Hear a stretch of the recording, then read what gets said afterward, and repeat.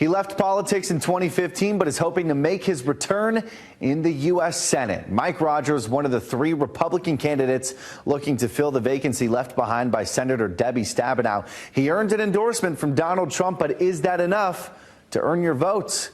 We sat down to discuss why he feels he's the best fit. Here's a portion of that conversation. Why make a political comeback to the U.S. Senate specifically? Yeah, so I went out and got in business, cybersecurity mainly.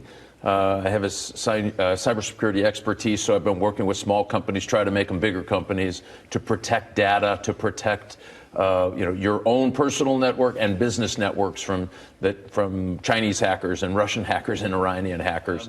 But we have a lot going on. So our son is a Naval Academy graduate and a young naval officer.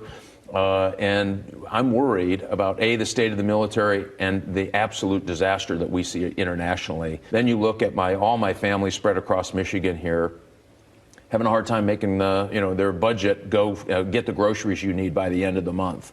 Their gas prices are up. The fact that we have an open border that has given us 10 million illegal immigrants, illegal immigrant crime on the surge. And I started thinking about all of these big problems and thought, you know what, I've been there. I can walk in on the very first day and get to work at fixing these problems. And that's why I think was the big motivation for us, my wife and I, to say we're going to do this. Why are you, Mike Rogers, the one to do it over the people you're running against? First of all, I have experience. I don't have to worry about on-the-job training. I don't have to go through a training class.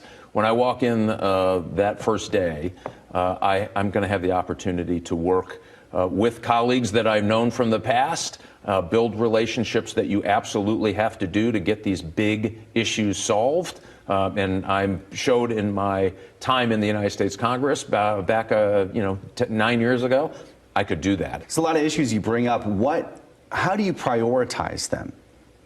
Well, listen, first, if we don't get every family kind of reoriented to being able to have their paycheck last to the end of the month, that's the most serious problem that families face today, right? I think having a guy like me that's been around the block, understanding how to do multiple things at once, already knowing who I pick up the phone and call when I get to Washington, D.C. means I can do more than one thing at a time. Again, that was just a condensed version of our conversation from back on June 28th. You can find the full interview in a comprehensive article up on the website right now, not just for Rogers himself, but with all 5 candidates running for the seat in the primary.